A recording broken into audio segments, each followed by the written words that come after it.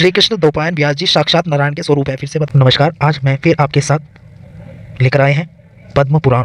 जी हाँ, पद्म पुराण। पद्म पुराण को पढ़ने से आप पापों से मुक्त हो सकते हैं। ठीक है, 81 के व्रत भी इसी से देखकर बताते हैं। अगर आप पढ़ेंगे तो आपको पूरा पता लगेगा। पुराण को पढ़ना जरूरी है क्योंकि पुराण एक दूसरे से जुड़े हैं। क्योंकि इस तरह जुड़े हैं जिस तरह शरीर से आपका हर अंग जुड़ा है, हर नर्वस सिस्टम जुड़ा है, ब्रेन की हर छोटी से छोटी नस जुड़ी है, इसी तरह ये पूरा पुराण और सभी ग्रंथों को सब एक साथ एक तरह से जुड़े हैं। क्योंकि आप सबको पढ़ना बहुत जरूरी है, इसलिए मैं कहता हूँ hashtag गुरुकुल अपनाएं। पिछले अध्याय में हमने पढ़ा था सूत जी के बारे में, सूत जी, और अब हम पढ़ते हैं उन्होंने अपनी नर्मता और प्रणाम आदि के द्वारा महर्षियों को संतुष्ट किया। ठीक है, वे यज्ञ में भाग लेने वाले महर्षि भी सदस्य संहिता बहुत प्रसन्न हुए तथा सबने एकत्रित होकर सूत जी का यथा योग्य आदर सत्कार किया। ऋषि बोले, देवताओं के समान तेजस्वी सूत जी, आप कैसे और किस दिशा से यहाँ आए हैं? अपने आने का कारण बताइए। मैं इसलिए बताता रहता हूँ आपको बीच बीच में ये सब बातें, क्योंकि आप धीरे धीरे पढ़ने और समझने की कोशिश करेंगे तो आगे इसमें सब कुछ लिखा है। अंतरिक्ष के बारे में भी लिखा है, सच में लिखा है। वीडियोज़ को देखते रहिए। अगर आपको इसमें ऐसा कुछ लगे तो कमेंट जरूर कर दिया करें कि अच्छी है या बेकार है। मैं सीधा पद्म पुराण पढ़ा रहा हूँ और पढ़ने की और समझने की हम भी कोशिश करते हैं। आप भी कोशिश करिए।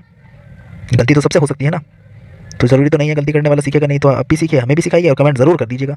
देवताओं के समान तेजस्वी सूत जी, आप कैसे और किस देश से यहाँ आए हैं? आपने आने का कारण बताइए।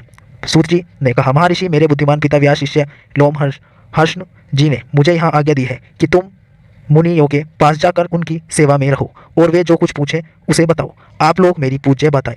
ठीक है, मैं कौन सी कथा कहूँ? पुराण, इतिहास अथवा भिन्न भिन्न प्रकार के धर्म, जो आज्ञा दीजिए वह सुनाओ। सूत जी का यह मधुर वचन सुनकर वे श्रेष्ठ महर्षि बहुत प्रसन्न हुए। अत्यंत विश्वसनीय विद्वान लोमहर्षण पुत्र अग्रशवा को उपस्थित देख उनके हृदय में पुराण सुनने की इच्छा जागृत हुई। उसमें यज्ञ में, यजमान में और महर्षियों ने, ठीक है, सभी वे वहाँ उपस्थित थे, तो उन्होंने सोचने समझने की कोशिश भी शुरू कर दी। और इसमें आप देखना यज्ञ का वर्णन है, वायु का शुद्धिकरण आपको हर जगह मिलेगा। विज्ञान यही है, विज्ञान इसमें वायु के शुद्धिकरण है, अंतरिक्ष के बारे में है, नक्षत्रों के बारे में है, गौमूत्र एक दवाई है, दवाइयों के बारे में है, आयुर्वेद लिखा है। बहुत सारी चीज़ें हैं, आपको समझनी चाहिए। लोगों के बहकावे में ना आए, सुनने की इच्छा जागृत हुई। उस यज्ञ में यजमान में ऋषि और महर्षि अन्य भी थे। ठीक है, यजमान थे महर्षि शैनक, जो संपूर्ण शास्त्रों के विशेषज्ञ, मेधावी तथा वेदों के विज्ञान मय रावण और भागों के आचार्य थे।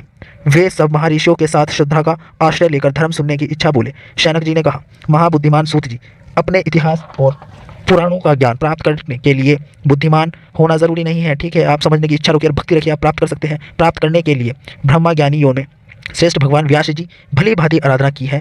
उनकी पुराण विषय श्रेष्ठ बुद्धि से अपनी अच्छी तरह लाभ उठाया। महामते, यह जो श्रेष्ठ ब्राह्मण विराजमान है, इनका मन पुराणों में लग रहा है। ये पुराण सुनना चाहते हैं, अतः आप इन्हें पुराण सुनाने की कृपा करें। पुराणों का महत्व आप इस कथा से समझ सकते हैं। ये बिल्कुल सही चीज़ें बताते हैं। इसमें कोई भी एक अभद्र व्यवहार बता दीजिए। कैसा लगता है कि किसी गुरु को मारा गया हो? ठीक है, रावण को मारने के बाद भी उसके चरणों में थे श्री राम। तो सोच सकते हैं इसमें अपमान तो कहीं किसी का है ही नहीं। तो सनातन कैसे गंदी हो गई? क्यों गोहत्या, गोबर, गाय के गोबर को, दवाइयों को भी उल्टा सीधा बोलना जरूरी है?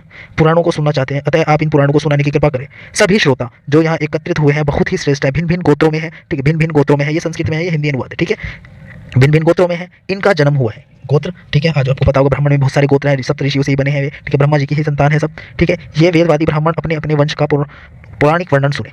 इस दीर्घकाल यज्ञ फिर से बताता हूँ, यज्ञ के पूर्ण होने तक आप मुनियों को पुराण सुनाइए। महाप्रयाग, आप इन सब लोगों से पद्म पुराण कथा कहिए। पद्म की उत्पत्ति कैसे हुई? ठीक है, पद्म पुराण की उत्पत्ति कैसे हुई, उसको ब्रह्मा जी के अभिभार किस प्रकार हुआ, कमल से प्रकट हुए ब्रह्मा जी ने किस तरह जगत सृष्टि की, ये सब बात इन्हें बताइए। इनके इस प्रकार पूछने पर लोमहर्षण कुमार सूत जी ने सुंदर वाणी में सूक्ष्म अर्थ से भरा हुआ न्याय युक्त वचन कहा। ठीक है, फिर से बताता हूँ, फिर से आप देख लेना। इस प्रकार पूछने पर लोमहर्षण कुमार सूत जी सुंदर वाणी में सूक्ष्म यानी कि बहुत छोटा अर्थ से भरा हुआ न्याय युक्त कहा। अगर आपको समझ में नहीं आया तो धीरे धीरे सुनने की कोशिश करिए। एक दो बार सुनिए इस वीडियो को तो आपको समझ में आ जाएगा, और टाइम लगे तो कमेंट भी जरूर करके बता देना। आप लोगों ने जो मुझे पुराण सुनाने की आज्ञा दी है, इसमें मुझे बड़ी प्रसन्नता हुई है। यह मुझ पर आपका महान अनुग्रह है। संपूर्ण धर्मों के पालन में लगे रहने वाले पुराणवेता विद्वानों ने जिनकी भली भांति व्याख्या की है, उन पुराणों को विषयों को मैंने जब से ही सुना, उसी रूप में वह सब आपको सुनाऊंगा। सत्य पुरुषों की दृष्टि से सूत जी सत्य पुरुष जो हैं, जितने भी उन्होंने सुनाने का वादा भी किया है। ठीक है, वे ब्रह्मा जी से लेकर भी ज्ञान आए हैं।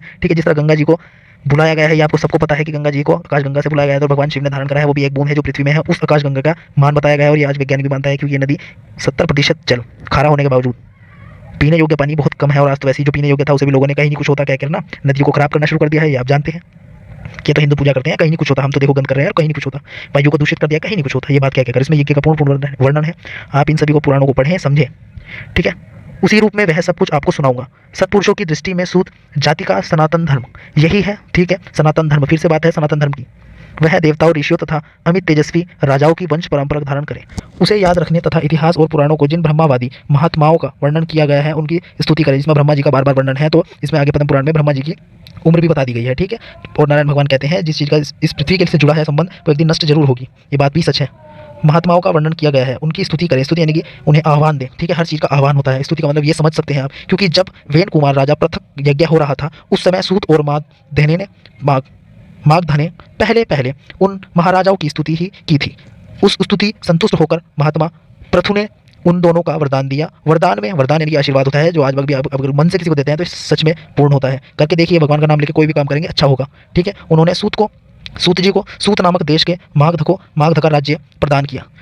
क्षत्रिय के वीर्य का और ब्राह्मण के गर्भ से जिसका जन्म होता है वह सूत कहलाता है, ठीक है। आप इसमें पढ़ सकते हैं क्षत्रिय के और ब्राह्मण के गर्भ से, ठीक है। एक लॉजिक दिख रहा होगा आपको पूरा, इसमें वह सूत कहलाता है। सूत यानी कि आज तक आपको पता नहीं होगा तो पता लग गया होगा सूत है क्या।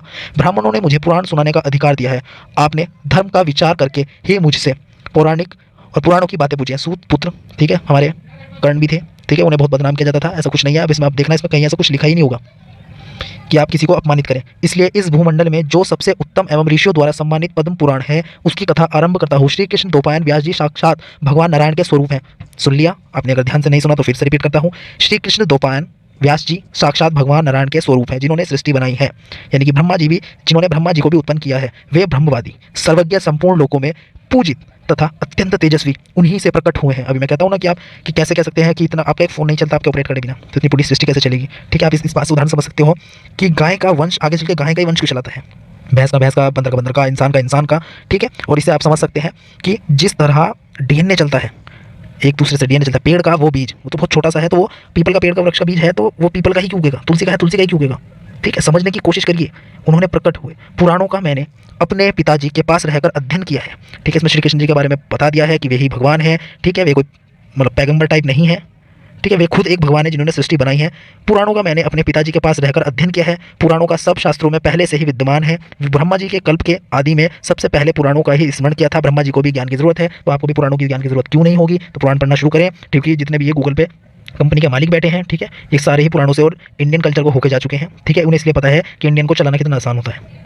भावुक होते हैं कुदरती रूप से, क्योंकि हमारे जिन्स में है भावनाएं, इन्हें किसी भी तरह मोल्ड किया जा सकता है। ये आप भी देखते तो होंगे किस तरह अत्याचार हुए इतने सालों से। आज ही तो हिंदू उठने लगा है, पहले तो उठता भी नहीं था, और वो भी सोशल मीडिया के प्लेटफॉर्म से। अगर सोशल मीडिया ना होता तो ये कुछ जो बायकाट वाले लोग हैं, समझ रहे हैं ना, बायकाट जिन्हें किया जा रहा है, वे लोग मरवा देते थे। जैसे मीडिया में कोई उठता था उसे मरवा दिया। तो समझे, पुराण तीवर्ग अर्थात धर्म, अर्थ और काम के साधक एवं परम पवित्र, उनकी रचना 100 करोड़ श्लोकों में हुई है। मैं जब भी कहता हूँ 100 करोड़, मैं भी बताता हूँ, मैं इतने बार करोड़ों की बात करता हूँ, ये 100 करोड़ श्लोकों में हुई है, ठीक है। श्लोक संस्कृत के ही होंगे, ये और कुछ मतलब नहीं है। श्लोक का मतलब यही है। तो जब इतना बड़ा विज्ञान इन्होंने बता दिया है तो आप क्यों नहीं समझ सकते। श्री कृष्ण द्वैपायन व्यास जी साक्षात नारायण के स्वरूप है। फिर से बता दिया हूँ, आपने आज पढ़ लिया है। और देखेंगे बाकी अगले पन्ने पे, मैं पन्नों से लेकर चलता हूँ जिससे हमें भी याद रहे, आपको भी याद रहे, ठीक है। इसमें पद्म पुराण में भगवान ने स्वयं कहा है। तो आप संस्कृत में तब समझेंगे जब आपको संस्कृत भी पढ़नी बोलनी है, मैं आप सभी को आ जाएगी, ठीक है। और संस्कृत में पढ़ता रहता हूँ, अगर आपको लगता है मुझे नहीं आता है तो मैं इनका अध्ययन करने के बाद ही आपको समझाता हूँ। मेरे अकाउंट में आकर देख लीजिए। धन्यवाद, नमस्कार। और मेरे साथ जुड़े रहिए, मैं आपको बहुत सारी जानकारी देता रहूँ।